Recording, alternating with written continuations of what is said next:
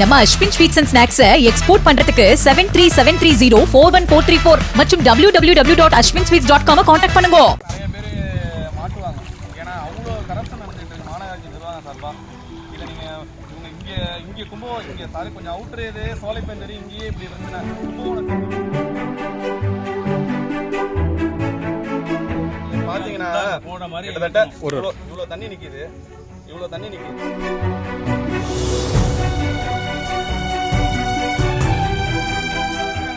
இரண்டு நாள்ல இந்த மக்களுக்கு விவசாய மக்கள் அவங்க மாநகராட்சி நிர்வாகம் போர்க்கால அடிப்படையில இது எவ்வளவு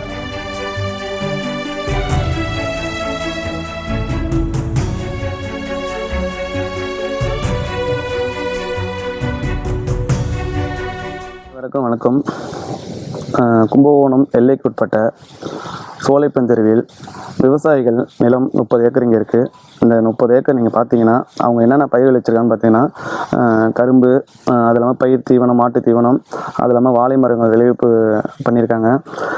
கடந்த வருடமும் இதே இடத்தில் இந்த விவசாயிகளுக்கு கிட்டத்தட்ட இவங்களுக்கு சரியான தூர்வாரல் வாய்க்கால்கள் மழைநீர் வடிவத்துக்கு தூர்வாரல் இல்லாதனால் அவங்களுக்கு 20 லட்ச ரூபா மதிப்பில் அவங்களுக்கு நஷ்டம் ஏற்பட்டது. அதேமாரி இந்த வருடமும் மழைக்காலத்துக்கு முன்பே இங்கே உள்ள விவசாயிகள் மாநகராட்சி நிர்வாக அலுவலரிடம் மற்றும் பொதுப்பணித அலுவலரிடம் இந்த வருடம் மழைக்கு முன்னெச்சரிக்கையாக மழைநீர் வடிகால் எங்களுக்கு தூர்வாரி கொடுங்கன்னு சொல்லி பல முறை அவங்க போய் மனு கொடுத்துருக்காங்க. மனு கொடுத்தும் இது வரைக்கும் எந்த ஒரு ஏற்பாடும் அவங்க பண்ணல.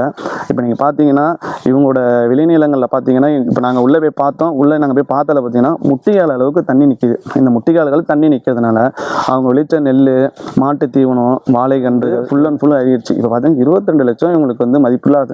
இப்போ நீங்கள் பார்த்தீங்கன்னா மழை கிட்டத்தட்ட ஒரு 3 நாட்கள் தான் இந்த மழை பெஞ்சிருக்கு. இந்த 3 நாட்கள் மக்கள் மழைக்கு இந்த அளவுக்கு இவங்களுக்கு பாதிப்பு ஏற்பட்டிருக்கு.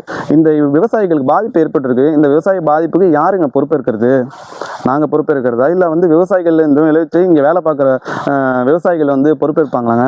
இதுக்கு முழு பொறுப்பு தமிழக அரசு, இங்கே உள்ள மாநகராட்சியும், இங்கே உள்ள அதிகாரிகளும், மக்கள் பிரதிநிதிகளும் தான் அவங்க தான் இதுக்கு பொறுப்பேற்கணும். வந்தாங்க, போனாங்க, சார் நாங்கள் பார்க்குறோன்னு சொல்லிட்டு போனாங்க. ஆனால் இந்த விவசாயிகளுக்குரிய இந்த பிரச்சனையும் கேட்கல. இதுக்கான வடிகாலை மாநகராட்சி நிர்வாகத்தில் அவங்க தான் இந்த வடிகாலை முன்கூட்டியே மழைக்கு முன்னேறியே தூர்வாரி இருக்கணும். இது வரைக்கும் அவங்க தூர்வாரவே இல்லை. அவங்க மெயின் சிட்டிலேயே தூர்வாரிட்டு அவங்களும் எனக்குன்னு போயிட்டு அவங்க கணக்கு காமிச்சிடுறாங்க.